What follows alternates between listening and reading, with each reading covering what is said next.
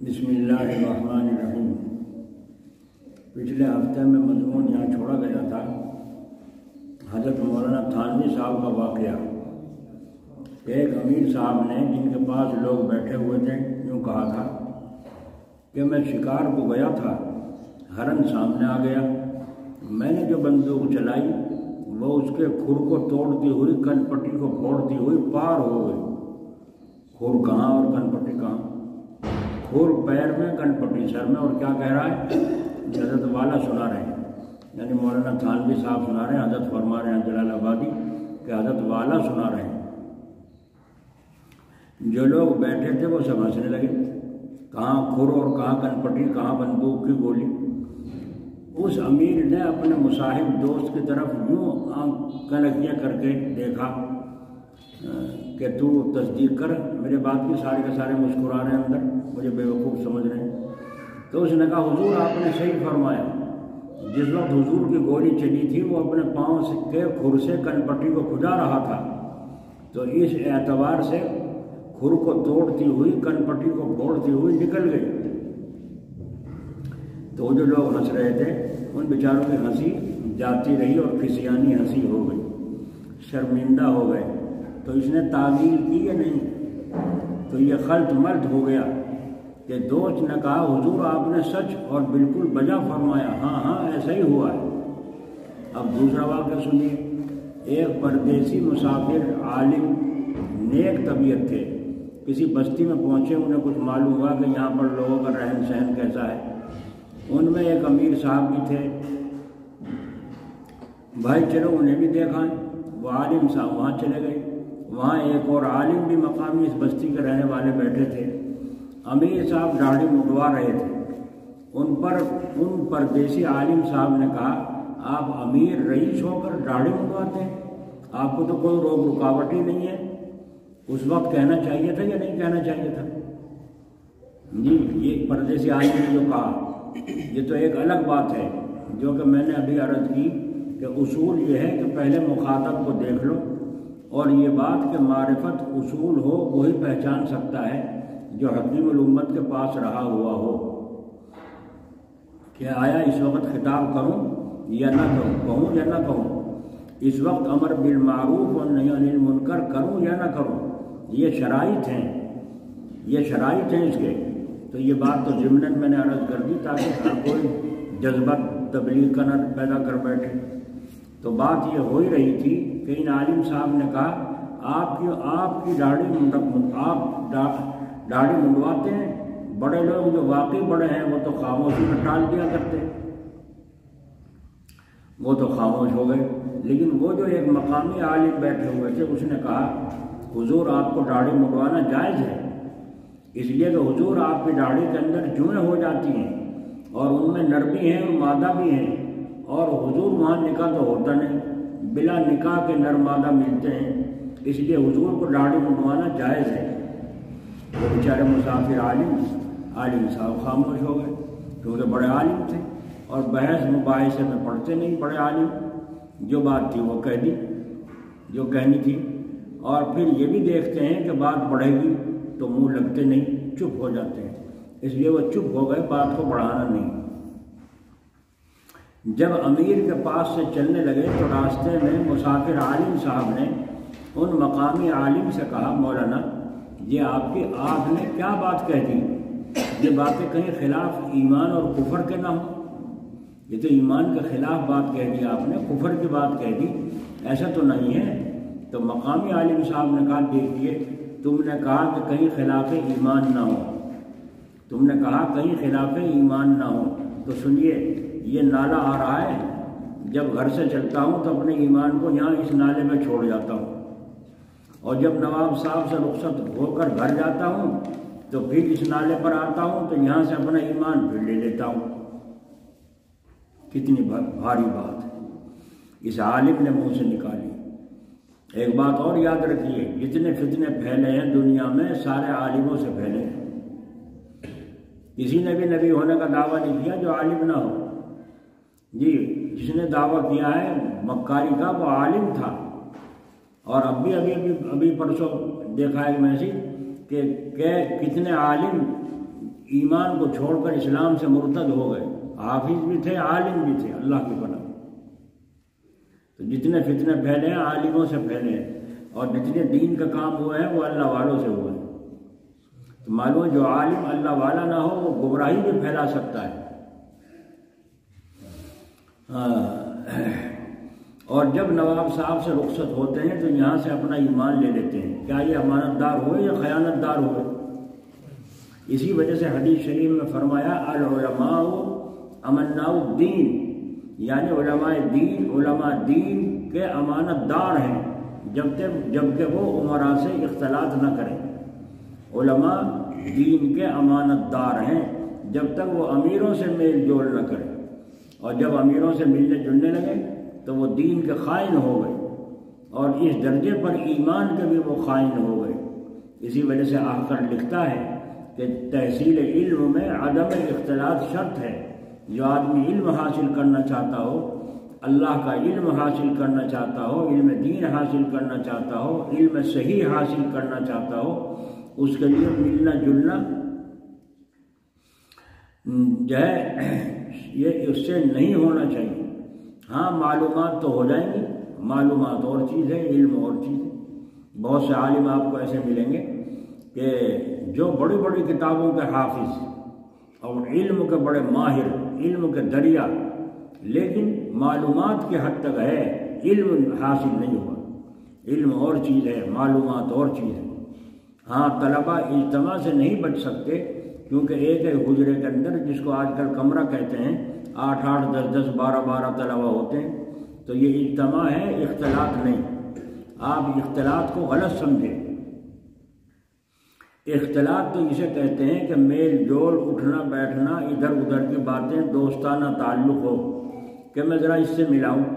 ارے بھائی تم اب تک ہمارے پاس آئے نہیں، ارے دوست تم کہاں جا رہے ہو؟ تھانہ بھون، ذرا ان سے کہہ دینا یار کئی روز سے تم ملنے بھی نہیں آئے۔ اس نے کہہ دیا وہ بیچارہ ملنے آ رہا ہے، وہاں کام چھوڑ کے اپنا پڑھائی کا۔ اس کو کہتے ہیں اختلاط۔ اور مثلاً ارے بھائی تم گھر گئے تھے، جی ہاں تمہارے یہاں تو سنا ہے کاشتکاری ہے، گڑ بنتا ہے، سنا ہے رس بھی ہے، گھی بھی ہوتا ہے، آپ تو لائے ہوں گے نا۔ اب وہ تھا شریف الطبع انسان، شریف شرافت کی طبیعت میں، اس نے کہا میں آپ کو بھی بھیج دوں گا۔ کچھ ہوگا سمجھدار، طبیعت کے اندر کچھ سخاوت سی ہوگی، اب اس کو کبھی گڑ دے رہا ہے، کبھی گھی دے رہا ہے، کبھی کچھ کھانڈ لے آیا، اب یہ میل جول شروع ہو گیا۔ اسے کہتے ہیں اختلاط۔ اور جو اللہ کی طرف چلے اس کے لیے جہاں 4 چیزیں پرہیز کی ضروری ہیں، کم کھانا، کم سونا، کم بولنا، وہاں ایک یہ بھی ہے کم ملنا، بلا ضرورت کسی کے پاس نہ جانا۔ یہ اصلاحی باتیں طالب علموں کے لیے بھی ہیں اور سب مسلمانوں کے لیے ہیں۔ اللہ تعالی ہمیں سمجھ نصیب فرمائے۔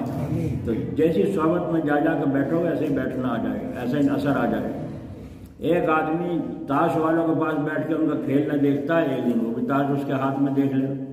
سٹے بازوں کے پاس بیٹھتا ہے، ایک دن یہ بھی لگا بیٹھے گا۔ ایک بات اور یاد آ گئی، ایک صاحب جوان سے کچھ تھوڑے عمر میں زیادہ ہوں گے، بھوپال کے شیخ تھے۔ بادشاہ، نواب اور صاحب زادگان اور بیگمات ان سے بیعت تھیں۔ نواب صاحب بھی اور ان کے صاحبزادے بھی اور ان کی بیگم بھی ان سے مرید تھیں۔ ان کا لقب تھا قدسی۔ ان کو اختلاج قلب کا دورہ ہو گیا۔ اختلاج قلب علاج ہوتا رہا، دل پہ گھبراہٹ ہو جانا، بے چینی لگ جانا۔ تو حضرت والا مجدد ملت حکیم الامت نور اللہ مرقدہ کو انہوں نے خط لکھا، میں اس وقت اختلاج قلب کا مریض ہوں اور میرا یوں جی چاہتا ہے کہ آپ کی خدمت میں کچھ دنوں کے لیے حاضر ہوں، لیکن میں خانقاہ میں نہیں رہوں گا، بلکہ بستی کے باہر میری رہائش کا انتظام کر دیا جائے اور تخمینہ تعمیر کا مجھ کو بھیج دیا جائے کتنا خرچہ آئے گا۔ میرے ساتھ ملازم بھی ہوں گے، امام میرے ساتھ ہوگا، طبیب جو میرے علاج کرتا ہے وہ بھی میرے ساتھ ہوگا، باورچی جو ہمارا کھانا بنائے گا وہ بھی میرے ساتھ ہوگا۔ ایسا مکان کا رہائش کا انتظام بستی سے باہر کر دیجیے، کیونکہ مجھے بستی میں رہنے سے گھبراہٹ پیدا ہو جاتی ہے۔ لوگوں کے میل جول سے، بھیڑ سے اختلاج ہو جاتا ہے۔ اللہ اکبر۔ کیونکہ نواب صاحب کے شیخ ہیں، تو جو میرے ساتھ ہوں گے ان کو بھی ایک ایک الگ الگ مکان کی ضرورت ہوگی، جو میرے ساتھ لوگ ہوں گے ان کو بھی الگ الگ مکان کی ضرورت ہوگی، کیونکہ نواب صاحب کے شیخ ہیں جب، تو ان کے ساتھ جو آئیں گے شہزادے وغیرہ، تو ان کے لیے بھی الگ الگ کمرے چاہیے میرے لیے، اور اس جگہ کے قریب جہاں میرا مکان ہوگا میرے لیے بیت الخلا الگ ہو، اور ان جو میرے ساتھ ہوں گے ان کا بیت الخلا الگ ہو۔ سمجھ رہے ہو؟ ان کی رہائش الگ، میرا کمرہ الگ، غسل خانہ وغیرہ سب میرا الگ، اور ان مہمانوں کا جو میرے ساتھ ہوں گے ان کا الگ، اور اس کا تخمینہ لکھ دیجئے کتنا خرچہ آئے گا۔ مولوی شبیر علی صاحب جو کہ حضرت والا تھانوی صاحب کے بھتیجے تھے، ان سے حضرت والا نے فرمایا راج اور معمار کو بلا کر ان سب چیزوں کا تخمینہ بھیج دیا جائے۔ بھیج دیا گیا، اتنا خرچہ ہوگا۔ وہ رقم وہاں سے آ گئی بھوپال سے، تعمیر شروع ہو گئی۔ جب تیار ہو گئی تو ان کو اطلاع کر دی گئی، وہ اپنے تمام ملازمین کے ساتھ آ گئے، ملاقات ہو گئی، جگہ دکھا دی گئی، وہ وہاں رہتے رہے، اور کبھی کبھی مجلس کے اندر بھی آ جاتے تھے، کبھی کبھی مجلس میں بھی جب دل چاہا تو مجلس میں آ جاتے تھے، ورنہ وہیں رہتے تھے۔ جب مجلس میں آتے تھے تو ان کے بیٹھے ہوئے حضرت والا کسی کو زجر نہیں فرماتے تھے، تنبیہ نہیں فرماتے تھے، ان کے بیٹھے ہوئے کسی کو تنبیہ نہیں فرماتے تھے، اصلاح کی باتوں پر روک ٹوک اور لہجہ سخت ہرگز نہیں کرتے تھے، کیونکہ اختلاج قلب کا مریض بیٹھا ہوا ہے، اس سے سہار نہیں ہو سکتی، ان کی رعایت ہو رہی ہے، کیونکہ وہ تو مریض ہو کر آئے ہیں، اور ایسی باتوں سے ان کے دل پر اثر پڑے گا۔ تو آپ نے دیکھا کیسی رعایت فرمائی؟ کیا یہ سننے کی باتیں نہیں ہیں؟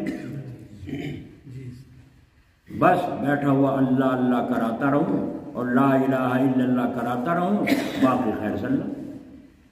یہ چیزیں رعایت کی ہیں کہ نہیں؟ کسی کو تکلیف نہ ہو، پریشانی نہ ہو۔ اگر میں کسی کو ڈانٹوں گا تو یہ گھبراہٹ والا مریض بیٹھا گھبرا جائے۔ انسان کا دل، مومن کا دل، قلب مومن بڑا قیمتی ہے۔ یاد رکھو اے لا الہ الا اللہ کا ذکر کرنے والوں، ابھی الا اللہ بھی ٹھیک نہیں ہوا، ابھی الا اللہ بھی ٹھیک نہیں ہوا۔ مخلوق کا دل، اور ایسی مخلوق کا دل کتنا قیمتی ہوگا۔ قلب مومن بڑا قیمتی ہے جس کی رعایت نہیں ہو رہی ہے۔ وہ جسم کی تھوڑی بہت رعایت کر لیتے ہو، اور دل جو کہ بادشاہ ہے اس کی جتنی رعایت ہونی چاہیے تھی نہیں ہے۔ کیوں؟ بادشاہ کے پاس تو اصول ہیں، اور بادشاہ کے پاس تو کوئی ایک شخص نہایت ظریف الطبع بفصاحت و بلاغت ایسا ہونا چاہیے کہ بادشاہ کے دل کے اندر رنج نہ آ جائے۔ بادشاہ اپنی مجلس میں ایک آدھ آدمی ایسا رکھتے تھے جو مذاقیہ سا ہوتا تھا، تفریح، تاکہ بادشاہ کا دل حالات پیش آنے پر، مقدمے وغیرہ سننے پر، لوگوں کے حالات سامنے آنے پر دل پر اثر نہ آ جائے، غم زدہ نہ ہو جائے تبلیغ۔ تو بادشاہ کا دل بہلانے والے ایسے ایسے جی ایک نہ ایک دو دربار میں رکھے جاتے تھے۔ اگر رنج آیا بھی تو جلدی دھل جائے، باقی نہ رہے، ورنہ بادشاہت میں فرق آ جائے گا، اور ہر گھر کا بڑا اس گھر کا بادشاہ ہے۔ تو رعیت کو بادشاہ کے ساتھ کس طرح رہنا چاہیے، اور بادشاہ کو رعیت کے ساتھ کس طرح رہنا چاہیے، یہ تو بادشاہت کے آداب میں سے ہے۔ فضل الہی اور حضرت والا کی برکت سے ایک اور بات یاد آ گئی۔ حضرت موسیٰ علیہ السلام کا زمانہ ہے، صحرائیہ میں پہنچ گئے، بڑے شریر لوگ تھے۔ حضرت موسیٰ علیہ السلام کے ارد گرد سب قوم جمع ہے۔ قوم کو بحکم الہی 12 خاندان میں کاٹ دیا، 12 خاندان۔ وَقَطَّعْنَاهُمُ اثْنَتَيْ عَشْرَةَ أَسْبَاطًا أُمَمًا، سورہ اعراف میں ہے، 12 خاندان الگ الگ کاٹ دیے۔ یہ خاندان وہیں سے چلا ہے، یہ خاندانوں کا سلسلہ وہیں سے چلا ہے۔ بہرحال 12 جگہ تقسیم کر دیا، اور ان کے رہنے کا انتظام ہو گیا۔ پانی کی ضرورت ہوئی، لیکن پانی کا تو وہاں نام ہی نہیں۔ حضرت موسیٰ علیہ السلام نے ایک پتھر پر لاٹھی مار دی، ان یضرب بعصاک الحجر، پتھر پر لاٹھی مارو، معجزہ تھا، لاٹھی کے پتھر پر ماری، بس مارنا تھا کہ اس ایک پتھر سے 12 چشمے جاری ہو گئے۔ کتنے؟ کیوں؟ 12 خاندان تھے نا، ان 12 خاندانوں میں تقسیم ہو گئے، ایک چشمہ بھی ہوتا تو کافی ہو جاتا، لیکن ہر ایک کے لیے الگ الگ چشمہ، الگ الگ ایک نئی نہر۔ اب تو دماغ میں آ گیا نا، بس آیا ہوگا نواب صاحب کا کہ انہوں نے اس طرح سے انتظام کروایا، اور حضرت نے اس کے واسطے نواب صاحب کے جو پیر تھے ان کے واسطے اتنا بڑا انتظام کیا، تو دل میں اعتراض آیا تھا، وہ صاف ہو گیا نہیں ہو گیا؟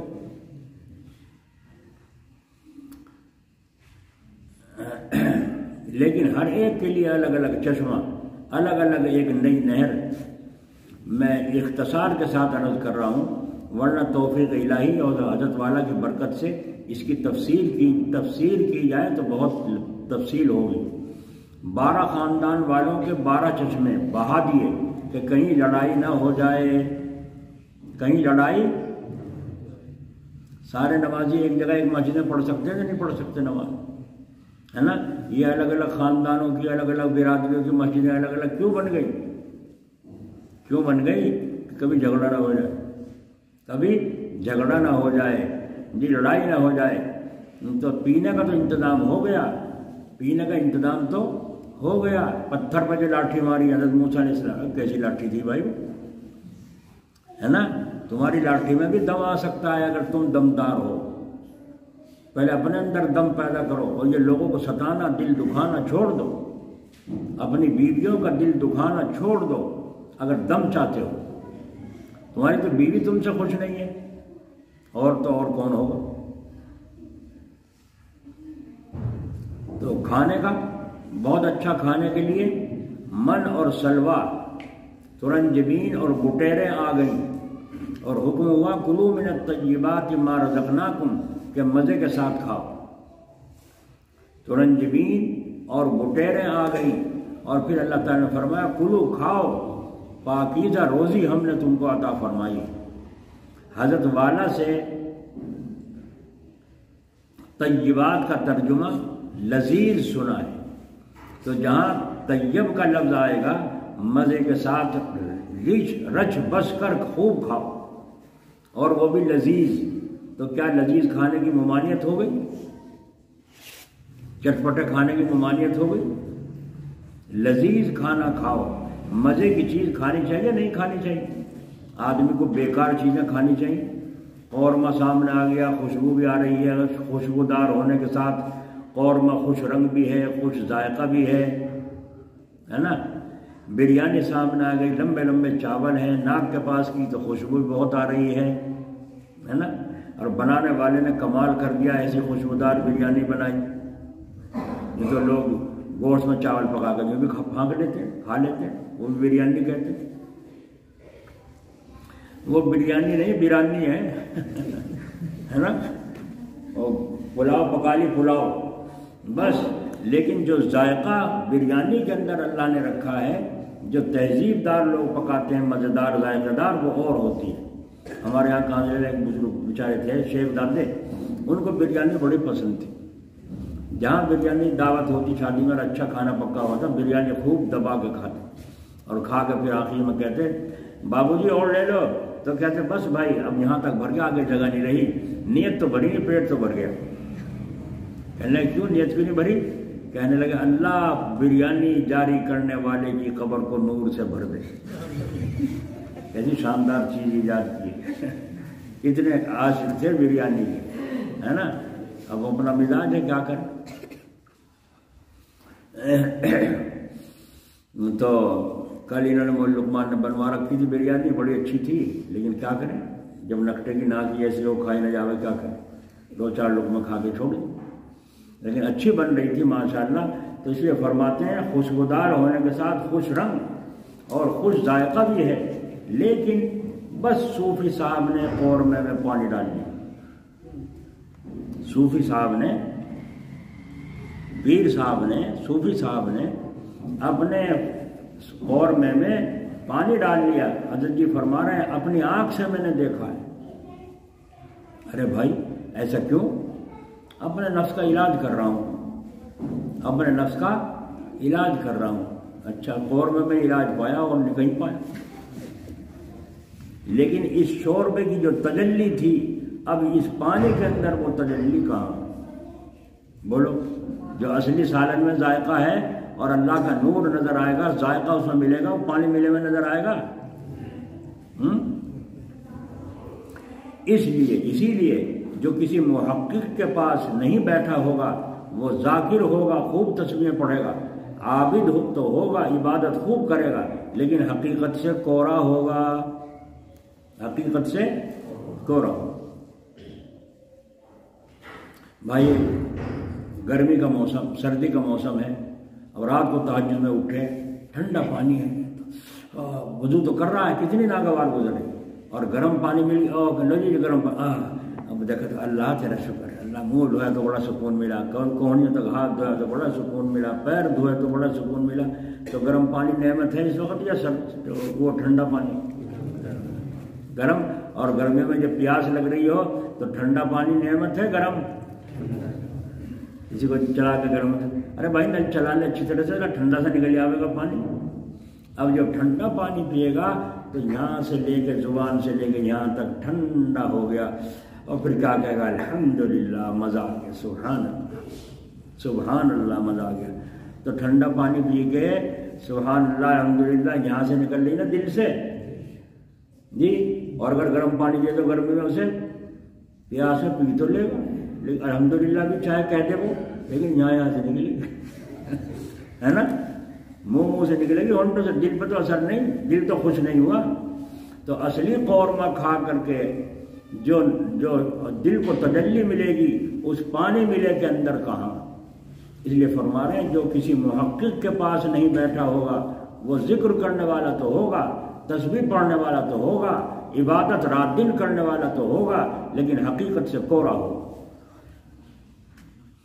اللہ تعالیٰ نے قرآن پاک میں رسولوں کو حکم فرمایا، کیا؟ یا ایھا الرسل کلوا من الطیبات، سبحان اللہ، اے رسولوں کی جماعت مزیدار کھانا کھاؤ۔ تو اللہ اپنے رسولوں کو کہہ رہا ہے مزیدار کھانا کھاؤ، تو امتی نہ کھائیں کہ بھائی امتی نہ کھائیں؟ جو باعث بنتا ہے مزید اطاعت کا، مزیدار کھانا کھائیں گے تو اطاعت میں سرگرم رہے۔ ہاں اتنی بات ہے، مزیدار تو کھا رہے ہو اور پڑھ کے سو رہے ہو، یہ غلط ہے۔ جب مزیدار کھانے کھا رہے ہو، اچھے اچھے کھانے کھا رہے ہو، تو کام بھی اچھے اچھے کر کے دکھاؤ، کام بھی اچھے اچھے کر کے جاؤ، نمک حرام بھی نہ دکھاؤ کہ اللہ کی نعمتیں ایسی ایسی کھائیں اور غرا رہے ہو، نماز بھی نہیں پڑھ سکتے، سجدہ بھی نہیں کر سکتے، ایک تسبیح بھی نہیں پڑھ سکتے۔ دل کا کھلا اور کھلا ہونے کا یہ ذریعہ بنتا ہے مزیدار کھانا۔ بھلا جب اللہ تعالیٰ دے تو بندہ کیوں نہ لے؟ جب اللہ تعالیٰ دے تو بندہ پھر وہ مزے کے ساتھ کیوں نہ کھائے؟ اور جو ایسا نہ ہو وہ محقق کی صحبت سے، حقیقت والوں کی صحبت سے محروم ہے۔ حضرت مولانا یوسف صاحب رحمۃ اللہ علیہ، اللہ ان کی قبر میں رحمت فرمائے، کوئی آدمی انگور لایا بڑے اچھے، اللہ کے حضرت کی خدمت میں پیش کیے، تو حضرت نے ایک انگور توڑا اور ہاتھ میں لے کے فرمایا سبحان اللہ، سبحان اللہ، کیسا خوش رنگ ذائقہ دار اللہ نے یہ پھل بنایا ہے، کتنی تاثیریں اس کے اندر رکھی ہیں، کس نے بویا، کس نے پرورش کیا، کس نے توڑے، کس نے بیچا، اور کہاں کہاں کو بکتا ہوا۔ یا اللہ تو نے یہ دانے اپنے بندے گنہگار یوسف کے لیے یہاں دسترخوان پر بھیجا۔ دیکھا تجلی مل رہی نہیں مل رہی؟ اور سڑے ہوئے انگور ہوتے تو، کھٹے انگور ہوتے تو، ہائے ہائے اللہ اکبر۔ انگوروں پہ ایک بات اور یاد آئی، حضرت مرزا مظہر جان جانا رحمۃ اللہ علیہ کی خدمت میں کوئی آدمی ہدیے میں انگور لایا، تو بزرگوں کے پاس لے جاتے ہیں لوگ محبت میں، لیکن بہتر یہ ہے کہ نقد دیا جائے، بہتر یہ ہے کہ نقد دیا جائے۔ ہاں کوئی من پسند چیز ہو ان کے وہ لے جائیں تو اور جی خوش ہو، جو چیز اپنے اپنے چیز کی وہ ہے، کسی کو کوئی چیز پسند، کسی کو کوئی چیز پسند۔ ہم ایک دفعہ جلال آباد گئے تو جب بھائی جان حیات تھے تو بیمار تھے، کوئی کچھ خرید رہا، کیلے، کوئی سیب، کوئی پپیتا، کوئی کچھ لے رہا۔ اب ہم سوچ رہے ہیں میں کیا لوں، یہ تو سب ساتھی خرید رہے ہیں لے جانے کے لیے، کیلے لے جائیں گے، سیب لے جائیں گے، اور کیلے سیب کا تو اتنا رواج ہے، لوگ بزرگوں کے پاس ڈھیر لگا رہے، دوسروں کو بانٹتے، تو سب نے لے لی۔ اب ہم دیکھتے چلے گئے، جب جلال آباد ایک جگہ وہاں کو مڑنے لگے مکان کی طرف کو، تو ایک ٹھیلی پر ابلے ہوئے سنگاڑے بیچ رہا تھا، ہے نا۔ بہت میرے دل میں یہ لے، انوکھی سی چیز ہے اور بہترین چیز ہے۔ میں نے کہا بھائی جدا آدھی کلو، اس نے دے دی، میں نے لفافے میں رکھ کے، میں نے کہا بیمار تو ہی کھا لیں، اللہ کے بھروسے لے گئے۔ سب نے جا کے وہ کیلے سیب حضرت اشارہ کرتے رہے، وہ خادم اٹھا کے وہاں گھر پہنچاتا رہا۔ پھر وہ میں نے تھیلی پیش کر دی، اس میں کیا ہے؟ میں نے کہا یہ بڑے ہوئے سنگاڑے ہیں، کہنے کہ چھیل کے کھلا 2 سنگاڑے کھائے اور پھر فرمایا ان کو دے دو، اندر رکھ دو کمرے میں، معلوم ہے کہ پھر کے واسطے رکھیے، پھر بعد میں کھاؤں گا۔ تو ان کو پسند آ گئے، ہمارا جی خوش ہو گیا نہیں ہو گیا؟ تو کب ہوا جی خوش؟ جب وہ خوش ہوئے، ہے نا۔ ایک جگہ دعوت میں گئے ہم، بگرے میں، قصبہ بگرا، کہنے جی کچھ رغبت ہو جس چیز ہو بتاؤ، کیا پکوان؟ جو چاہے پکا بس مرچ کم ہو۔ پھر دوبارہ سے کہا انہوں نے کچھ اور بتا دو، میں نے کہا بس جو چاہے پکاؤ، میرا کوئی خاص وہ نہیں ہے، مرچ کم رکھیے بس۔ انہوں نے جا کر کے پکایا کھانا، جو کھانے بیٹھے جو لقمہ لگایا میں نے منہ میں، میرے تو دماغ کے بال بھی کھڑے ہو گئے، اتنی مرچیں خدا، ہچکیاں چھپ گئی، برا حال ہو گیا، پانی پیوں، یہ کروں وہ کروں، گھی لا کر ڈالا اس میں، گھی ملا، سالن کا ذائقہ ختم، بڑے پریشان ہو گئے، اور بہت دیر میں آنکھوں سے پانی آ۔ تو کہنے لگا جی میں تو گھر کہہ دیا تھا بھائی کم مرچیں، اور یہ کم کی وجہ سے تمہارا الگ بنوایا، ہم نے تو اپنا الگ بنوا رکھا، اپنا الگ بنوا رکھا، اس میں لقمہ لگا دوں تو شہد ضروری برباد ہے نا۔ لگا میں نے الگ بنوایا ہمارا، جب اتنی مرچیں تھی، اللہ کی پناہ۔ جو کھانے کا عادی ہے وہ کھاتے ہیں، چٹنی بھی خوب کھاتے ہیں، دال کی طرح سے چٹنی کھاتے ہیں۔ یہاں پڑھانے میں عرب کی جماعت آئی ہوئی تھی، دعوت کر دی، سمجھا دیا تھا۔ وہ عورت نے بیچاری نے، پکانے والی نے، جو سالن میں اپنے چمچہ چلا رہی تھی وہ ان کے سالن میں چلا دی۔ اتنے سے اثر سے 1 گھنٹے کے بعد جو ان کو کھجلی لگی ہے بدن میں، انہیں انجیکشن لگوانے پڑے، جماعت والوں کو انجیکشن لگوانے پڑے، محض اس اتنے سے کہ وہ اپنی مرچوں کا سالن کا چمچ ان کے سالن میں چلا دیے، جو بغیر مرچوں کا سالن بننا۔ اثر آتا نہیں آتا؟ ایک آدمی کہنے لگا خون گاڑھا ہو رہا ہے، لالا بڑھانے کا تھا، کسی نے کہہ دیا 1 جوا لہسن کا جیسے گھی میں کاٹ کے بھون کے اور وہ کھا لیا کر کسی بھی چیزیں ملا کے۔ اچھا، تو وہ جو کہیں کہ میں نے بڑی پیار سے اسے چھیلا، اور چھیل کے اسے جو ہے گھی میں بھوننا، اور ساتھ میں ڈال کے ساتھ میں کھایا، اور رات کو جو میرے اوسان خراب ہوئے میں جوڑ کھول کے باہر نکل گیا۔ دیکھا اتنے سے جگہ سے لہسن کی، تو جو کھاتے ہیں ان کو تو عادت ہے، جو کھاتے نہیں ان کو عادت نہیں۔ تو حضرت مرزا صاحب رحمۃ اللہ علیہ کی خدمت میں جو ہدیہ پیش کیا تو وہ انگور تھے، حضرت نے 1-2 دانہ کھایا اور کھا کے دے دیا کسی کو۔ وہ سوچ رہا تھا سبحان اللہ الحمدللہ کو تعریف کریں گے، وہ کچھ نہیں بولے، چپ، برداشت کر لی۔ ناگوار بات کو برداشت کر لینا بھی تو صبر ہے یا نہیں؟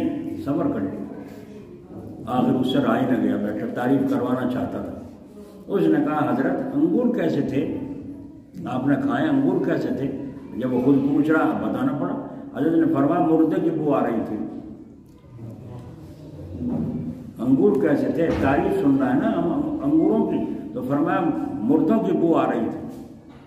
اب وہ چپ، ایسے انگور بڑھیا والے، اور میں لایا کتنے مہنگے، اور حضرت فرما رہے مردوں کی بو آ رہی، سمجھ نہیں آئی۔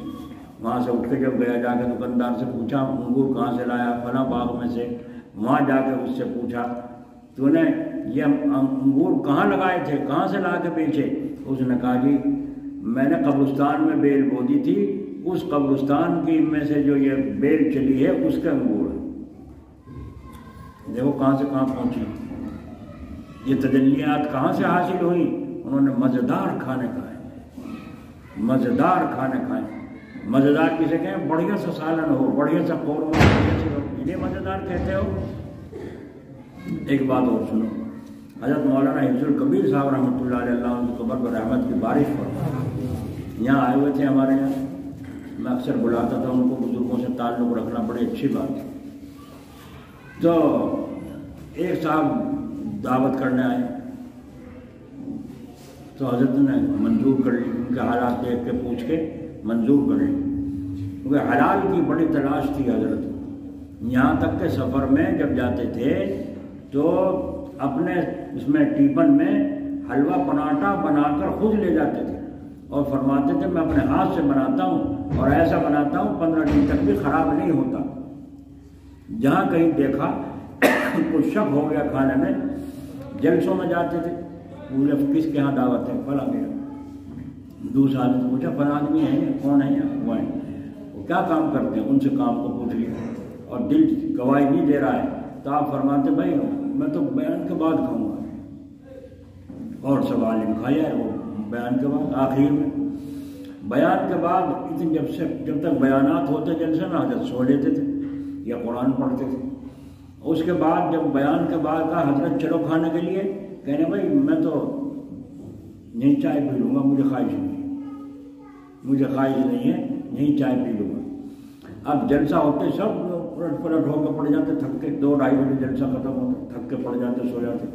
اب یہ تو پہلے سو لیتے، اب جب بھوک لگی تو وہ ٹیپن اٹھایا چپکے سے اپنا ایک طرف چارپائی میں اور بیٹھ کے اپنا کھانا کھا لیا اور صبح کی جستجو کر لی، صبح کو ناشتہ کس کے یہاں ہے۔ اگر ناشتے میں شک پڑ گیا تو وہ جو صحت کھایا ہے اسی میں روزے کی نیت کر لیتے تھے۔ کس طرح نبھایا حلال روزی۔ تو یہاں حضرت نے فرمایا جانتے بھی ہو میں کیا کھانا کھاتا ہوں؟ انہوں نے کہا حضرت بتلائیے۔ فرمایا میں عمدہ کھانا کھاتا ہوں، مزیدار کھانا کھاتا ہوں۔ فرمایا جی بتاؤ کیسے کھاتے ہو؟ ہم پکوان اسی طرح۔ تو حضرت نے فرمایا چاہے چٹنی روٹی ہو، دال روٹی ہو، مگر ہو حلال۔ کیا فرمایا؟ چاہے دال روٹی ہو، چاہے چٹنی روٹی ہو، مگر ہو وہ عمدہ ہے کہ نہیں ہے؟ کیوں بھائی عمدہ ہے کہ نہیں؟ اچھی مزیدار کھانا تو وہی ہے نا جو اللہ کو بھی پسند ہو اور ملا کو بھی پسند ہو۔ ایک صاحب دعوت کرنے آئے، کیا کام کرتے ہیں؟ کھیتی ہے اور چکی چلاتا ہوں، آٹا پیستا ہوں۔ اچھا، تو آپ نے فرمایا گردہ بھی کاٹتے ہو گے؟ چکی چلاتے ہیں، گیہوں پیستے ہیں، تو گردہ بھی کاٹتے ہو گے؟ وہ چپ سا ہوا، کہنا گردہ تو گردہ، گردن بھی کاٹتے ہو گے، ہے نا؟ منظور نہیں فرمائی، منظور نہیں فرمائی اور اس کو بات کو بدل دیا۔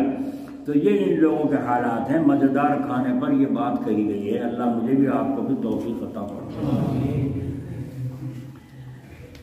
تو جس سے اللہ زیادہ پیار کرتا ہے اسے کھانے بھی نہیں دیتا، سمجھے؟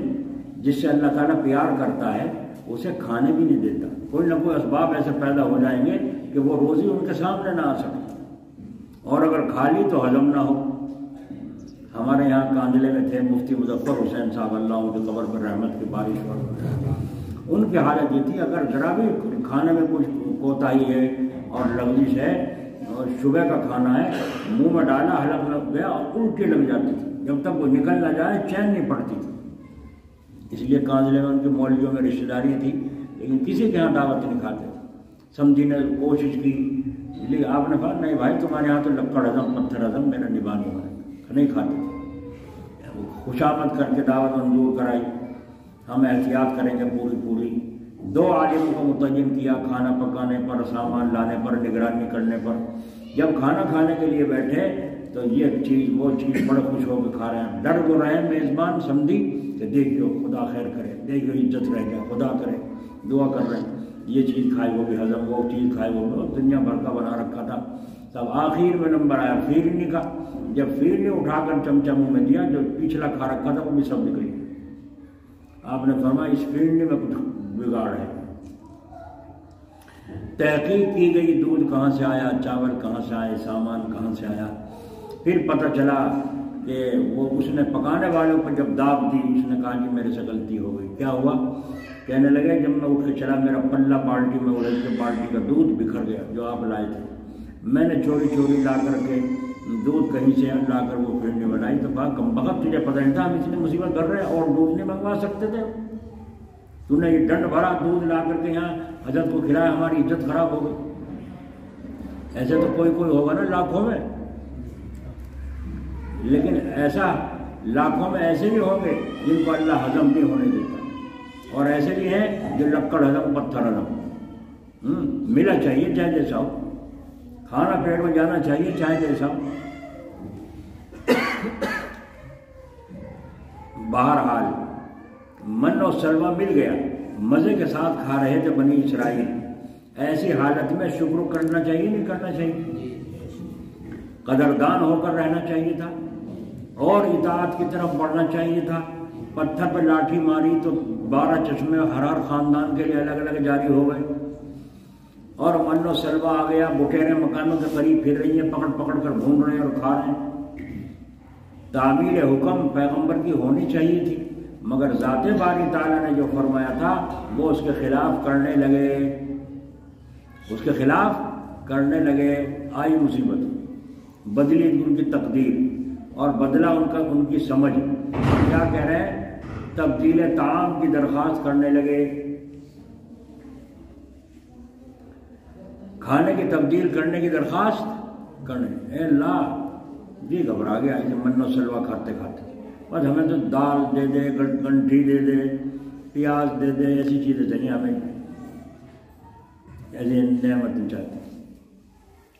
حق تعالیٰ نے ایک بستی میں جانے کا حکم فرما دیا اور حکم دیا کہ جب اس بستی کے اندر جاؤ اور دروازے میں داخل ہو تو حتتن کہنا. مطلب اس کا یہ ہے کہ توبہ ہے, توبہ ہے, توبہ ہے. اس سے جو کچھ تم سے کوتاہیاں ہوئی ہیں اس معاملے میں وہ ہم تمہیں معاف کر دیں گے. اور جب دروازے پر داخل ہونے لگو تو نہایت جھکے ہوئے عاجزی کے ساتھ داخل ہونا. توبہ توبہ توبہ توبہ, اے اللہ ہمیں معاف کر دیں. یوں کہتے ہوئے داخل ہونا, ہم تمہیں سب معاف کر دیں گے. وَادْخُلُوا الْبَابَ سُجَّدًا وَقُولُوا حِطَّةٌ نَغْفِرْ لَكُمْ خَطَايَاكُمْ, یعنی دروازے میں داخل ہونا جھکے جھکے اور کہتے جانا کہ توبہ ہے, ہم معاف کر دیں گے ہم تمہاری خطاؤں کو. یعنی نہایت جھکے ہوئے عاجزی کے ساتھ داخل ہونا اور حتتن کہتے رہنا. لیکن انہوں نے لفظ بدل دیا. فَبَدَّلَ الَّذِينَ ظَلَمُوا قَوْلًا غَيْرَ الَّذِي قِيلَ لَهُمْ, یعنی سو بدل ڈالا ان ظالموں نے ایک اور کلمہ جو خلاف تھا اس کلمے کی جس کی ان سے فرمائش کی گئی تھی. انہوں نے بجائے حتتن کے ہنتتن کہنا, یعنی گیہوں گیہوں گیہوں. وہاں تو کہوا رہے توبہ تو کہ گیہوں گیہوں, ہنتتن. حتتن کے بجائے ہنتتن کہا, یعنی گیہوں گیہوں. لفظ حتت کو بدل دیا اور اپنے حالت کو نہیں بدلا. لفظ بدل دیا, اپنے کو نہیں بدلا. کہ عاجزی کے ساتھ جھکے ہوئے داخل ہوتے, نہ جسمانی عاجزی اور نہ باطنی عاجزی یعنی توبہ. حالانکہ اللہ تعالیٰ نے یوں فرمایا تھا کہ جب تم حتتن کہتے ہوئے جاؤ گے اور جب اس طرح تم داخل ہو گئے تم محسنین میں سے ہو جاؤ. سنزید المحسنین, جو لوگ نیک کام کریں گے ان کو مزیدار مزید برآں اور زیادہ ہم نعمتیں عطا فرمائیں گے. یہ بات بیچ میں آ گئی تھی قدسی صاحب کے مجلس کے حاضر ہونے پر کہ مولانا تھانوی صاحب روک ٹوک نہیں فرماتے, کیونکہ مریض قلب ہیں. مریض قلب بھی مجلس میں بیٹھے ہوئے ہیں تو وہاں مومن مریض کی رعایت ہو رہی ہے, نواب صاحب کے پیر صاحب کی رعایت نہیں ہو رہی ہے. یہ سبق سکھایا جا رہا ہے ہم سب کو.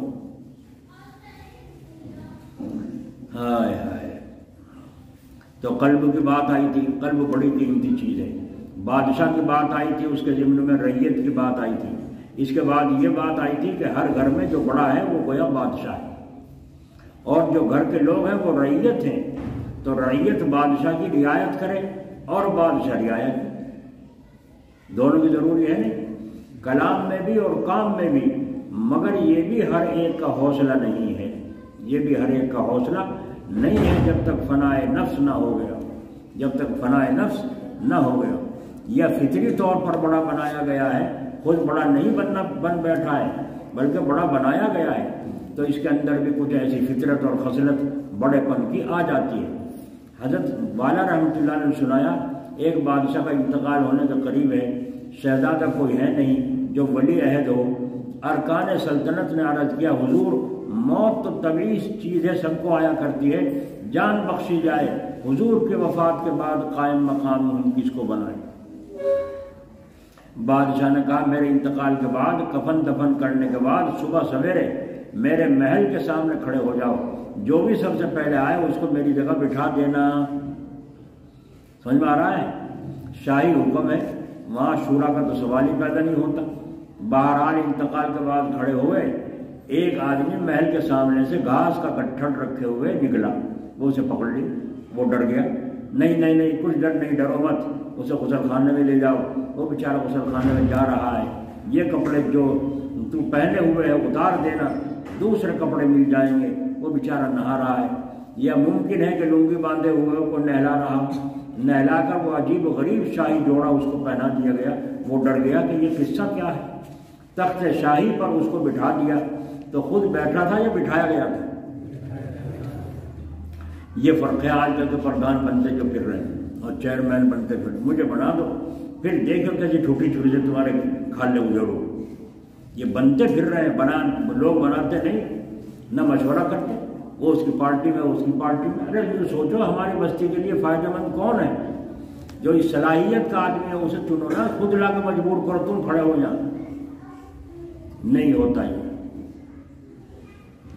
تخت شاہی پر اس کو بٹھا دیا، نہیں بڑا بن کر بیٹھ گیا یا بڑا بنایا گیا؟ اتنی بات تو سمجھ میں آ گئی ہوگی۔ جب تخت سلطنت پر بٹھا دیا گیا، بس تخت شاہی پر بیٹھنا تھا اور تاج سر پر رکھنا تھا کہ اس گٹھڑی گھس کھدے کا مزاج بدل گیا۔ دو چیزیں ہوتی ہیں، ایک تخت نشینی، دوسری تاج پوشی۔ اسی کے متعلق بیچ میں اور بات یاد آ گئی، اور میں تو حضرت کا نقال ہوں۔ حضرت فرما رہے ہیں، حضرت جلال آبادی اللہ ان کی قبر پر رحمت فرمائے، میں تو اپنے حضرت کا نقال ہوں، یعنی اپنے پیر و مرشد حکیم الامت کا نقال ہوں۔ شاہ جہاں کے دو صاحبزادے دارا شکو اور حضرت عالمگیر رحمت اللہ علیہ تھے۔ دارا شکو جو وہاں بزرگ سلیم شاہ تھے، سلیم چشتی تھے، ان کے یہاں پہنچ گئے۔ حدیث شریف میں ہے جیسا آدمی آئے اس کے ساتھ ویسا برتاؤ کرو۔ انزل الناس علی منازلہم، جب شہزادے صاحب آئے تو شیخ صاحب اپنی جگہ سے ہٹ گئے۔ شہزادہ ہے نا، بادشاہ کا لڑکا ہے، جب وہ آیا تو حضرت صاحب اپنی جگہ سے ہٹ گئے، جگہ کو کر دی، اور وہ بزرگ آداب بجا لائے۔ شہزادے نے کہا نہیں اپنی جگہ آپ ہی تشریف رکھیں۔ بہت اچھا، بہت اچھا۔ شہزادے نے کہا آپ اپنی جگہ تشریف رکھیں، بہت اچھا۔ پھر وہ شیخ اپنی جگہ بیٹھ گئے، باتیں ہو رہی ہیں، دعا کی ذریعے درخواست کی۔ شیخ نے کہا میں نے آپ کو اپنے گدے پر بیٹھنے کے لیے کہا تھا، آپ بیٹھے نہیں، بہت اچھا دعا کر دوں گا۔ دیکھا نہیں سمجھے، کچھ بھی نہیں سمجھے، کہاں سمجھے۔ حضرت عالمگیر بڑے عالم اور محدث بھی تھے، وہ بھی ملنا ہے، پتہ چلا وہی خاطر مدارات کی شیخ نے گدی چھوڑ دی۔ عالمگیر نے عرض کیا بہت اچھا، تعمیل حکم ضروری ہے، وہ گدی پہ بیٹھ گئے، تعمیل حکم بیٹھ گئے۔ باتیں ہوتی رہیں، حضرت بادشاہت کے لیے دعا کی درخواست ہے۔ شیخ نے کہا گدی تو چھوڑ دی، گدی تو ہم نے چھوڑ دی، گدی نشین تو کر دیا، بٹھلا تو دیا، بہت بہت شکریہ۔ لیکن حضرت بادشاہت کے لیے جب تخت نشینی ہوتی ہے تو سلطنت کے لیے تاج پوشی بھی تو ہوتی ہے، یہ تو آدھی ملی، آدھی کہاں ہے؟ عالم تھے نا، عالم تھے، محدث تھے، یہ تو تخت پوشی، سلطنت کے لیے تاج پوشی بھی ہوتی ہے، یہ تو تخت ملا ہے، آدھی ملی، آدھی کہاں؟ شیخ نے کہا بھائی جو آدھی تاج پوشی کے لیے فرما رہے ہو تو وہ جو تمہارے پاس فلاں خدمتگار ہیں اس کے پاس ہے وہ تاج پوشی، بہت اچھا، وہ غلامی ہے ہمارا، چلے غلام سے کہا پانی رکھو، پانی رکھ دیا، وضو کر رہے ہیں۔ اب جو سر پر امامہ باندھنا تھا جس کو عالمگیر نے چوکی پر رکھ دیا تھا، جب وضو سے فراغت ہو گئی تو اس غلام سے کہا یہ ہمارا امامہ اٹھا کر سر پر رکھ دو۔ غلام نے کہا حضور کبھی ایسا نہیں ہوا، کبھی ایسا نہیں ہوا، میں غلام اور آپ کے امامہ شریف کو ہاتھ لگاؤں اور آپ کے سر پر رکھوں، ایسا کبھی نہیں ہوا، کانپنے لگا۔ حضرت عالمگیر نے فرمایا ہم حکم دیتے ہیں، تعمیل حکم کرو۔ تعمیل حکم میں اٹھا کر امامہ سر پر رکھ دیا۔ حضور ہمارا حال کھل گیا، آپ کا بڑا ہی احسان ہوگا، ہم کو غلامی سے آزاد کر دیں، ہمارا بھید کھل گیا۔ وہ غلام کہہ رہا ہے نہیں سمجھے، کاشتکاروں حاجیوں نمازیوں دیکھ لو، غلام ہے وہ، اور مقام کتنا اونچا جس نے حاصل کر لیا، اللہ تعالیٰ سے کتنا اونچا مقام لے کے تکوینی نظام کو لے رہا ہے۔ اس کے ہاتھ میں تھا تاج، جسے چائے اڑائے جسے چائے نہ اڑائے، اور تھا کون؟ غلام۔ ہم کو بس ہمارا بھید کھل گیا ہے، اب ہم کو غلامی سے آزاد کر دیجئے، زبردستی آپ نے اپنے سر پہ تو رکھوائی، اب یہاں رہنا ہمارا ٹھیک نہیں۔ حضرت عالمگیر رحمۃ اللہ علیہ نے تاج سے لے لیا، اسے آزاد غلامی سے کر دیا، اب تم غلام نہیں ہو، اب تم آزاد ہو۔ دیکھو غلام بنا ہوا ہے اور بادشاہ کے ہاتھ دلوا رہا ہے، لوٹے میں پانی رکھ رہا ہے، اور اللہ کے نزدیک کیسا تھا کہ تاج اللہ نے اس کے ہاتھ میں دے رکھا ہے، جسے تو اڑائے گا وہی اڑے گا، ورنہ کوئی نہیں اڑ سکتا۔ وہ شیخ صاحب الارشاد تھے اور یہ غلام صاحب التکوین تھا، سبحان اللہ۔ وہ سلیم چشتی صاحب الارشاد تھے، یعنی وہ ان کے ذمہ تھا مخلوق کی اصلاح کرنا، بیان و تقریر کرنا، جیسے اب چل رہی ہے مجلس، اور وہ غلام وہ تقریر نہیں کرتا تھا نہ مجلس کرتا تھا، اس کا نظام کیا تھا؟ وہ باطنی طور پر اللہ نے اس کو مسلط کر رکھا تھا جس کی ڈیوٹی تھی۔ اسی طرح فرشتے صاحب التکوین اور انبیاء علیہ السلام صاحب الارشاد ہوتے ہیں۔ انبیاء کا درجہ بڑا ہے یا فرشتوں کا؟ انبیاء کا، نبیوں کا درجہ بڑا ہے، تو وہ جو سلیم چشتی تھے ان کا درجہ بڑا ہوا، تاج والے کا بڑا ہوا سلیم چشتی۔ سمجھ میں آ رہی ہے؟ وہ جو ہے فرشتے بھی صاحب تکوین رکھتے ہیں، صاحب تکوین ہوتے ہیں، لیکن صاحب ارشاد جو ہوتے ہیں وہ انبیاء علیہ السلام ہوتے ہیں، اور نبیوں کا بڑا مقام ہے، تو صاحب ارشاد کا درجہ بڑا ہوتا ہے۔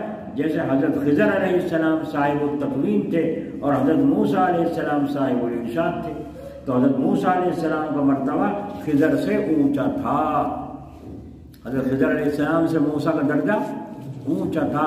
تو بات اس گھاس کھودے کی تھی کہ وہ بادشاہ بنایا گیا، جب تخت پر بیٹھا اور تاج پوشی ہوئی تو مزاج بدل گیا، چاروں طرف سے مبارک بادیاں ہو رہی ہیں، اب بادشاہ سلامت کھڑے ہو رہے ہیں، وزیر بیٹھا ہوا ہے، اس کے کندھے پر ہاتھ رکھ کر اٹھ رہے ہیں، وہ گھسیا رہے ہیں، دیکھا آپ نے؟ وزیر صاحب کندھے پر ہاتھ رکھ کے اٹھ رہے ہیں، وہ بادشاہ سلامت۔ وزیر کو بڑا تعجب ہوا، کہاں تو اتنا بڑا گٹھڑا اٹھایا کرتا تھا اور پیچھے سر پر رکھ کر لاد کر لاتا تھا، آج اپنا جسم بھی بلا میرے کندھے کے سہارے کے نہیں اٹھایا جاتا ہے نا۔ وزیر کو بڑا تعجب ہوا، لطافت آ گئی، جاہ کا اثر، عزت ملی نا، اس کا اثر آ گئی، گویا کہ وہ وزیر غلام ہو گیا، وہ وزیر غلام ہو گیا، وزیر آداب شاہی وزیر بجا لایا اور کہا حضور جان بخشی جائے، کچھ پوچھنا چاہتا ہوں۔ پہلے یہ لوگوں کا طریقہ ہوتا تھا، جب کوئی بادشاہ سے بات پوچھتے تھے تو پہلے نہیں کہتے جان بخشی، پہلے پتہ نہیں کیا حکم دیتے، مارو گردن اس کی، حضور جان بخشی جائے، ہاتھ جوڑنا، جان بخشی چاہنا، کچھ پوچھنا چاہتا ہوں۔ بادشاہ سے وزیر بھی جب بات کرتے تھے یہ طریقہ تھا، پہلے یہ کہتے تھے ان کی جان بخشی جائے، وہ کہتے ٹھیک ہے جان بخش دے، کہو۔ ایک بادشاہ نے اپنی طبیعت کی لطافت کو دیکھ کر ارکان سلطنت سے کہہ دیا تھا کہ جب میں کھانا کھاتا رہوں تو اس وقت سلطنت کی جو بات فکر کی ہوا کرتی ہیں مجھ سے مت کرنا۔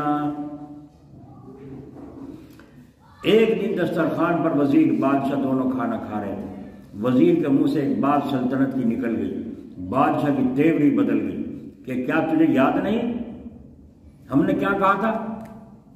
حضور جان بخشی جائے، غلطی ہو گئی، ہاں پہلی مرتبہ ہے، آج جو معاف کر رہا ہوں اس لیے معاف ہے، جیسے کہ میں نے ایک مسلمان سے گفتگو کرتے ہوئے یہ کہا، ادنا درجے کے جنتی کو جس کو آخر میں دوزخ سے نکالا جائے گا، پوری دنیا سے 10 گنا زیادہ اللہ اس مومن کو جنت عطا فرمائیں گے۔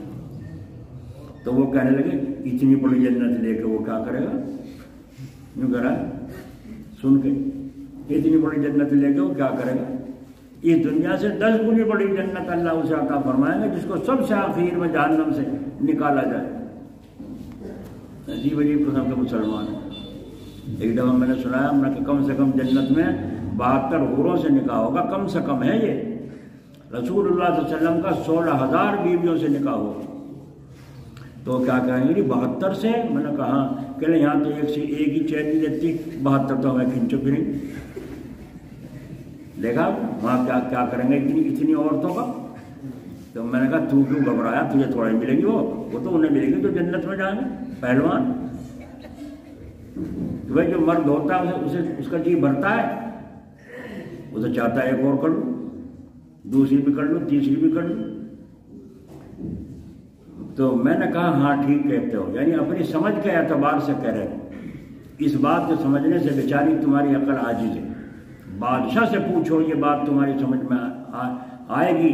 جھونپڑی کا رہنے والا کیا جانے بادشاہ سے پوچھنا کہ ایک پورے ملک کا بادشاہ ہو کر بھی دوسرے ملک کو حاصل کرنے کی فکر اور کوشش کرتا ہے، یہ ملک کو فتح کر لوں، یہ تو میرے قبضے میں آئے گا، وہاں بھی مارو حملہ تاکہ وہ ملک بھی میرے قبضے میں آئے۔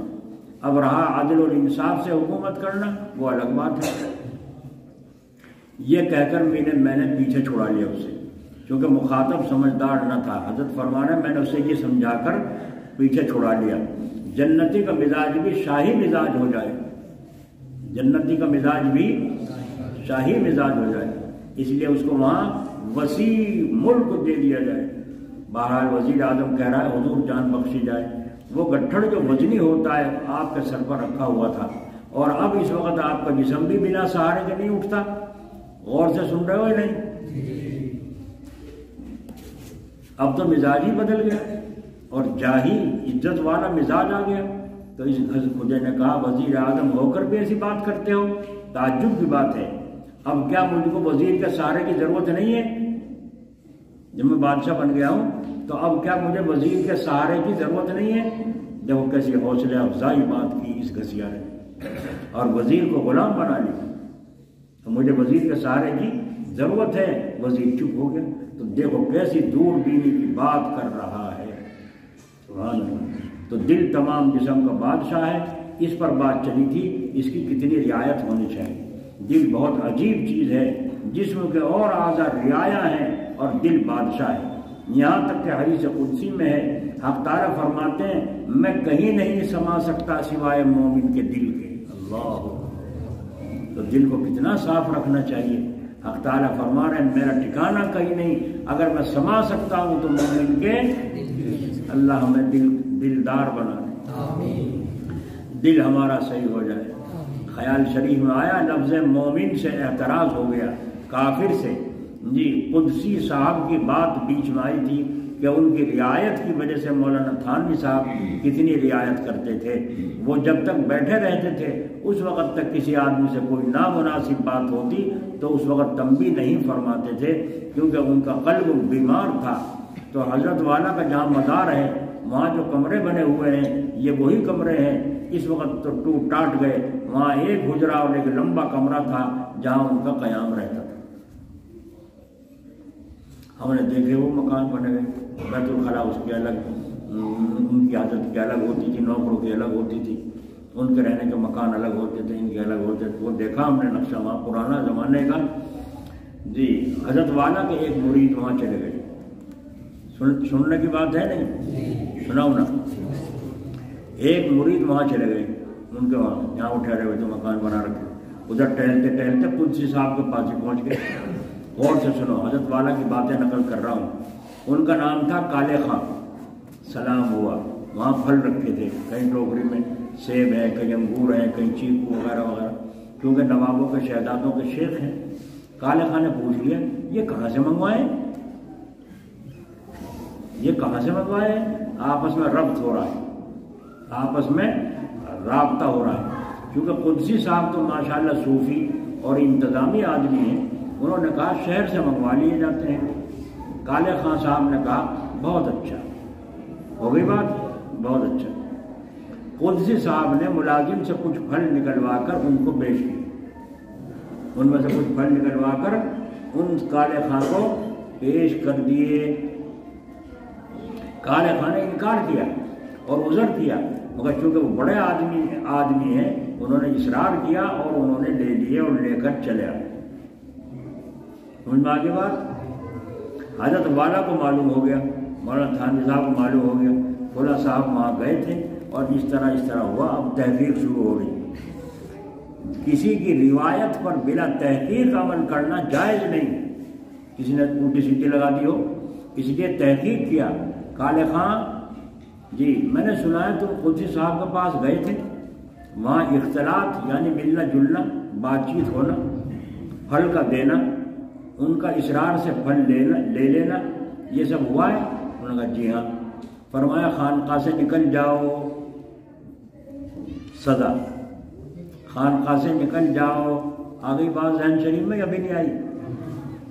کیوں؟ نکاح بد پرہیزی کی نہیں کی، اختلاط کیا نہیں کیا دوسروں سے، اور ہم نے لگا رکھی پابندی کہ اختلاط سے پرہیز ضروری ہے۔ جو آدمی اللہ والا بننا چاہتا ہو اور اسپتال میں آ کر بد پرہیزی کرے۔ آداب اصلاح، آداب خانقاہ، یہ میل جول کیسا، جانا آنا کیسا؟ کیا وہ تمہارے رشتے دار تھے؟ تمہاری کوئی جان پہچان تھی؟ دوستانہ تھا؟ جی نہیں۔ تو وہاں کیوں گئے؟ وغیرہ وغیرہ۔ انہوں نے عرض کیا حضرت میں نے تو انکار کیا تھا۔ اچھا انکار کیا تھا تم نے جی، تم کیا پہچانو، تم کیا جانو تمہارے انکار سے کیا ہوتا ہے؟ اٹھ جاؤ یہاں سے۔ یہ پوچھا تھا کیوں یہ پھل کہاں سے آئے، کہاں سے منگاتے ہیں آپ؟ تو معلوم ہوا اسی طلب ہے، شریف آدمی تھے وہ۔ نکل جاؤ خانقاہ سے، اصلاح شروع ہو گئی۔ وہ خانقاہ سے نکل گئے، یعنی حضرت حکیم الامت تھے شیخ، اب تو پیر جی رہ گئے، اب تو پیر جی رہ گئے۔ ہمارے پیر دباؤ جاؤ، انڈے مرغے کھلاؤ جاؤ، واہ واہ لیے جاؤ، اور جی ماں خلافت کی پگڑی بھی باندھ دیں گے تمہارے، تو ہمارے خلیفہ ہو پیر بہت دن ہو گئے دباتے، اندر سے چاہے گوبر بھر رہا ہو۔ شیخ کے ساتھ اعتقاد بھی چاہیے اور اعتماد بھی چاہیے۔ اعتقاد کیسا؟ یہ یقین جانے کہ اس معالجہ باطنی میں، میرے دل کے علاج میں، جس کو سلوک کہتے ہیں، یہ بزرگ صاحب فن ہے، یہ ہمارا اعتقاد ہے، اور جس صاحب فن پر اعتقاد ہے اس کی بات میں چون چرا کی گنجائش نہیں، یہ اعتقاد ہونا چاہیے۔ دوسری چیز کیا ہے؟ اعتماد۔ اس کا مطلب یہ ہے کہ یہ جو بھی کلام کرے گا، جو بھی تعلیم کرے گا، جو بھی علاج کرے گا، جو بھی اظہار خوشی کرے گا، یہ صرف لفظی ہی نہیں ہوگی، وقتی جی خوش کرنا نہیں، بلکہ وہ جو کہے گا وہ حقیقت ہوگی۔ اس پر ہمیں پورا اعتماد ہے، اور جب اعتقاد بھی کامل ہے اور اعتماد بھی جازم ہے تو پھر اس پر بلا چون و چرا عمل کرنا، یہ ہے اعتقاد، یہ ہے اعتماد۔ بغیر کہے، بغیر سوچے سمجھے عمل کر لو، کہنا مان لو۔ اگر یہ خیال کر لیا کہ یہ تو وقتی جی خوش کرنا ہے تو اعتماد اٹھ گیا، یوں کہنے میں کیا آ رہا ہے، حضرت جی معاف کر دو غلطی ہو گئی، کہہ کے پیچھے چھوڑا لو، یہ اعتماد کی کمی ہے۔ پھر تعلیم سے کیا اثر لے گا یا یہ سوچئے کہ مبارکبادی میرا جی خوش کرنے کے لیے ہے، تو اس طرح سے علاج ہو جائے گا۔ جیسے حضرت جلال آباد رحمۃ اللہ علیہ بعض حال کے آخر میں لکھا کرتے تھے ماشاءاللہ مبارک ہو، بس یہ مبارکباد دی جا رہی ہے، مرید سوچ رہا ہے میرا حوصلہ بڑھا رہے ہیں، اصل تو نہیں ہے، اعتماد کی کمی ہے۔ ایسے مرید کو فائدہ ہوگا؟ وہ تو کورا کا کورا ہی رہے گا، دھکے کھاتا پھرتا رہے گا۔ ہرگز نہیں، یہ ہے شیخ کو ماننا۔ تو فرمایا نکل جاؤ خانقاہ سے، نکل گئے۔ اور بعضیں یوں خیال کر لیتے ہیں یہ بھی کوئی بات تھی کہ اس پر فرما دیا نکل جاؤ، بہت شیخ ہے وہاں جا کر بیعت ہو جاؤں گا، تو یہ کوئی گناہ کی بات ہے۔ اور اکثر حال جو تقویٰ اور دین کا تھا وہ سب ملیمیٹ ہو گیا۔ قدسی صاحب کو معلوم ہوا کہ اسی طرح سے واقعہ ان صاحب کے ساتھ حضرت کا ہوا ہے اور انہیں خانقاہ سے نکال دیا ہے۔ وہ سمجھ گئے اور اس کا سبب میں ہوا ہوں، قدسی صاحب نے میں جو پھل دے دیے اس کا سبب میں ہوا ہوں، نہ دیتا تو ان کے انکار پر اصرار کرتا اور نہ وہ بیچارے لیتے اور نہ یہ خانقاہ سے نکلتے۔ حضرت والا کے کھانے کے لیے اور سونے کے لیے گھر تشریف جب لے جاتے تھے تو باقی اوقات خانقاہ میں سہدری میں تشریف فرما ہوتے تھے۔ قدسی صاحب غیر وقت آ گئے، حضرت کا وقت نہیں تھا وہ ملنے کا، نہ ملتے تھے کسی سے کوئی ہو، اس وقت کوئی اور نہیں تھا، اکیلے تھے۔ حضرت نے پوچھا کیسے کرم فرمائی، کیونکہ دوسرا عنوان یہ ہوتا ہے کیسے تکلیف فرمائی، کیسے تکلیف فرمائی، لیکن عنوان دیکھیے حکیم الامت کا کیسے کرم فرمائی، وہ ایک عنوان ہوتا ہے، مخاطب سمجھ لو، شریف الطبع بن جاؤ، گنوار پن چھوڑ دو۔ حضرت والا فرماتے تھے کہ ایک مجذوب بیچارے کبھی کبھی آتے تھے، ایک دفعہ وہ کلیر شریف پہنچ گئے، جب کلیر شریف میں بڑے بڑے لوگوں سے ملے تو انہوں نے کہا کیسے تکلیف فرمائی، تو ان مجذوب صاحب نے کہا کیسے تکلیف فرمائی، یوں کہتے ہو، یوں کیوں نہیں کہا کہ کیسے کرم فرمائی۔ دیکھا مجذوب صاحب اصلاح کر رہے ہیں، دیکھا دونوں میں فرق، کیسے تکلیف فرمائی، ایک یہ کیسے کرم فرمائی۔ قدسی صاحب نے کہا مجھے معلوم ہوا ہے کہ وہ ایک صاحب ہیں جو کالے خان کے نام سے تشریف لائے تھے، پھر یہ معلوم ہوا کہ ان کو خانقاہ سے نکال دیا گیا۔ حضرت والا میرا قصور ہے، میں معافی مانگنے آیا۔ وہ جن کو مکان الگ بنا تو سمجھ میں آ گئی۔ حضرت والا نے فرمایا وہ تو بطور اصلاح کے عدم اختلاط شرط ہے، اس لیے کچھ کہہ دیا تھا، آپ کی کوئی بات نہیں تھی، ان کی بات تھی، وہ بلا لیے جائیں گے، آپ بے فکر رہیے۔ حضرت یوں جی چاہتا ہے جلدی بلا لیجیے، انشاءاللہ تعالیٰ جلدی بلا لیا جائے گا۔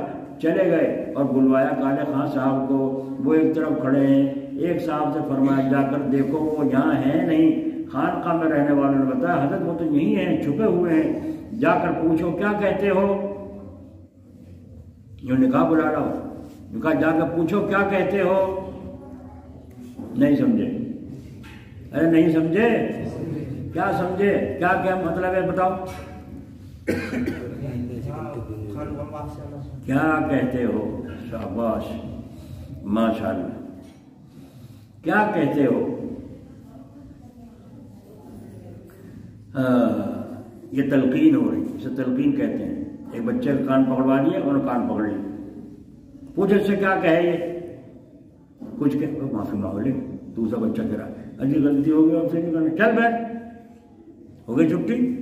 تو استاد رحم کھا رہا ہے، اس لیے اس سے پوچھ رہا ہے، تلقین کر رہا ہے کہ جلدی سے معافی کیوں نہیں مانگ لیتا، گھنٹوں تک کیوں کان پکڑے پڑا رہے گا یہاں۔ تلقین فرما رہے ہیں کہ معذرت پیش کریں۔ انہوں نے کہا حضرت غلطی ہوئی، آئندہ کبھی ایسا نہیں ہوگا، تو جیسی غلطی تھی ویسا سلوک، ورنہ تو سرسری طور سے کہہ دیا جاتا دیکھو ایسا نہیں کیا کرتا، آئندہ احتیاط رکھنا چاہیے۔ نہیں کیا حضرت نے، مگر نہیں، کیونکہ قوم کی خدمت بلا اصلاح کے دل میں جمانا مشکل ہے۔ خیر فرما دیا، جاؤ خانقاہ میں خوش رہو۔ تو یہ بات اختلاط اور اجتماع پر چلی تھی جو لمبی ہو گئی، تو ایھا الطلاب، تو کیا یہ طول لا طائل ہے، بیکار کی بات تو سنائی جا رہی ہے، یا احسن اور انفع ہیں، جیسا کہ طول زلف محبوب کی زلفیں لمبی لمبی کیا پیاری نہیں لگتی؟ نہیں، جس طرح بال تمہارے گھر والے کو اچھا لگے ہیں، ایک ہاتھ کے اوپر لٹکا رہے ہوں بال تو کتنے پیارے لگیں گے، واہ واہ واہ۔ اور اگر ایک جب لا الہ الا اللہ کہتے تو جھوم جائے گا بادلوں میں چاند، کہ نہیں، اس کو فرما رہے ہیں کہ طول زلف محبوب، کیا سمجھے، شاعر بھی بڑے بے باک ہوتے ہیں۔ ایک کہتا ہے طول شب فرقت سے بھی 2 ہاتھ بڑی ہے، طول شب فرقت سے بھی 2 ہاتھ بڑی ہے۔ دوسرا کہتا ہے وہ زلف مسلسل جو تیرے رخ پہ پڑی ہے۔ یعنی جیسے زلف محبوب ہے کہ جتنی لمبی ہوتی ہے اچھی معلوم ہوتی ہے، تو رسول اللہ صلی اللہ علیہ وسلم نے بعض فرشتوں کی تصویر بیان فرمائی، سبحان من زین الرجال باللحا و سبحان من زین النساء بالزوائل، پاک ہے وہ ذات جس نے مردوں کو داڑھی سے اور عورتوں کو زلفوں سے زینت بخشی۔ تو اپنے مردوں کو چاہیے داڑھی کو سنوار کے رکھیں، سدھار کے رکھیں، صاف رکھیں، عورتوں کو چاہیے اپنے بالوں کی احتیاط رکھیں، لمبی لمبی زلفیں ہوں، اس سے عورتوں کی زینت ہوتی ہے، جو فرشتے اللہ کی تسبیح بیان کر رہے ہیں۔ یعنی چوٹی جو عورتوں نے کٹوانی شروع کر دیا آج کل، جو بڑی زینت کی چیز ہے، مردوں نے داڑھی منڈوا دی، بڑی زینت کی چیز ہے، یہ ضمناً گزارشات ہیں، خیال فرما لیا ایھا الطلاب کہ لوگوں سے کم ملنا سیکھو، بلا وجہ کہیں کہیں گپ شپ کرنا بیٹھنا بند کرو، کوئی تمہارے پاس آ کے بات کرے تو بات کو کاٹ کے الگ ہو جاؤ، ہاں کچھ معلومات ہو جائیں، قیام کی معلوم، میرے پاس خط آتے ہیں، طلبہ لکھتے ہیں ہم اختلاط سے کیسے بچ سکتے ہیں، انہیں یہ بھی خبر نہیں کہ اختلاط کیا چیز ہے، اجتماع کیا چیز ہے۔ حجرے کے اندر جو 8-10 طالب علم رہتے ہیں، یہ اختلاط نہیں، کہیں جلسہ ہوتا ہے لوگ بہت جمع ہوتے ہیں، یہ اختلاط نہیں، یہ اجتماع ہے۔ بیچارہ مشکات شریف دورہ حدیث شریف پڑھتے ہیں مگر یہ بھی نہیں خبر کہ اختلاط کیا چیز ہے اور اجتماع کیا چیز ہے، تو میں بیچاروں کو سمجھاتا ہوں جی ہاں، تو علم حاصل کرنے کے لیے عدم اختلاط شرط ہے، اور اس سے زائد تہذیب اخلاق کے لیے شرط ہے۔ اللہ تعالیٰ ہمیں تہذیب اخلاق نصیب فرمائے۔ بلا وجہ ملنے سے جلال آباد مدرسے میں ایک قاری صاحب تھے، ایک مدرس پارٹی بنا رہا تھا، اندر 10-5-7 کے گٹ ہو رہا تھا اندر بھائی جان کے خلاف، مدرسے کے خلاف، جیسے کہ لوگوں کے مزاج میں بگاڑو لوگ، تو وہ ان کا نہیں تھا قاری صاحب کو بھی اپنے پارٹی میں کرو، بجا کے قاری صاحب بھائی جان یوں کر رہے ہیں، بھائی جان یوں کر رہے ہیں، یوں ہونا چاہیے تھا، یوں ہونا، ان کے وہ سنتے رہے قاری صاحب، تو کہنے کہ یہ آپ نے مجھ سے کہا ہے، آخر میں انہوں نے کہا یہ آپ نے مجھ سے کہا ہے، اس کا میرے سے کیا تعلق ہے، یہ تو بھائی جان سے تعلق ہے، اس کا بھائی جان سے کہو جا کے، بھائی جو کمیاں ہو رہی ہیں مدرسے میں اس کا تعلق تو بھائی جان سے ہے، میرے سے تو نہیں، آپ مجھے کیوں سنا رہے ہیں؟ جی ہاں بھائی جان سنیں کسی کی، وہ بولا بھائی جان سنیں کسی کی، اچھا تو پھر میں پہنچا دوں گا آپ کی بات کہ وہ فلاں صاحب نہیں ہو، ہمارا نام نہ لیں، وہ تو آج کہہ جا کے تو گیا بھاگ گیا، تو کٹ گئی نہیں رسی، پھر آتا السلام علیکم جی، پھر آتا وہ مکاری کرتا، اپنا بیج بو کے چھوڑتا، اور پھر آپ کا بھی ذہن بگڑ جائے گا، اس لیے نہ کسی کی سنو گے جی اور نہ بہکو گے۔ اللہ تبارک و تعالیٰ ہمیں اختلاط سے ہماری حفاظت کرے۔ آپ حضرات سے بات کر کے جی خوش ہو گیا، ورنہ آج بہت غمزدہ ہوں جی، سالوں سے بیچارے وہ حاجی عبدالحکیم صاحب بوپرے کے یہاں آیا کرتے تھے، بارش ہوتی بھیگتے، اچھا آج یہ چھتری بھی نہیں لائے، ارے چھتری کیا کریں، کون بوجھ کو سٹے، بھیگتے چلے ہے نا، صبح ہی سویرے نہا دو گے، سویرے آ کے مسجد میں قیام کرنا اور نماز پڑھنے میں یہاں تک کھانا کھاتے فوراً سیدھے روانہ۔ آج صبح ان کے گھر سے فون آیا، کہنے جی نہا دو گے تیار ہوئے مجلس میں آنے کے لیے، اور پیچھے کو بیٹھے نہیں، انتقال ہو گیا۔ اللہ تعالیٰ ان کی مغفرت فرمائے، کتنی نمازیں ادا کیں، کتنے انہوں نے حج اور عمرہ کیے جا کر کے، ان اللہ نے ان کے لڑکے کو قبول فرمایا، وہ مکے میں جا کر نوکری مل گئی اس کو، اللہ تعالیٰ نے دنیا بھی دی، دین بھی خوب عطا فرمایا، تو بڑا رنج پہنچا دن سے۔ یہ 2 آدمی ایسے ہیں وہ ہیں میرے زندگی میں جو مجھ سے محبت رکھتے تھے، ورنہ مجھے کوئی ملا نہیں، سب ایسے دعا کر دی جی، تعویذ دے دو جی، یہ مطلب ہے انہوں نے کبھی کیوں نہیں کہا کہ مجھے پانی پڑھ کے دے دو گھر کے لیے۔ ایک رشید نیل گھر تھا بیچارہ یہاں، اللہ تعالیٰ ان کی مغفرت فرمائے، جو بڑی محبت رکھتے تھے، اور ہمیشہ مغرب سے عشاء تک تو میرے پاس ہی بیٹھے رہنا جی، وہ تھے۔ اور ایسی حالت ان کی، میں نے کئی آدمیوں کو ان کی زبان کی سنوایا تھا تاکہ بعد میں وہ کوئی مانے نہ مانے۔ انہوں نے بتایا میں غم زدہ تھا کسی پریشانی میں، قبر پہ ماں کی بیٹھا ہوں، پڑھ کے ثواب پہنچا کے روتا رہا، 1 گھنٹہ گزر گیا، روتا رہا، کیونکہ جب میں روتا ہی رہا، ہچکیاں بندھی رہی 1 گھنٹے تک، تو قبر میں سے آواز آئی، ماں نے یوں کہا بیٹے ذرا صبر سے کام لے، چند دن اور ہیں تیری زندگی کے جو تو پھر چین پا جائے گا۔ یہ آواز ماں کی، انہوں نے مجھے بات سنایا، تو میں نے کئی آدمی کو سنا، تم سنو یہ بات جو کہہ رہے ہیں، انہوں نے کہا اس طرح سے آواز ماں کی خبر سے آئی، 1 گھنٹے تک کون ڈولے گا بیٹھ کے، السلام علیکم، اللہ بخش دے میری ماں کو، ہو جائے انہیں آ جائے گی آواز جی۔ وہ آج اللہ گھر والوں نے اگر کبھی کہا تعویذ دیتے ہیں اپنا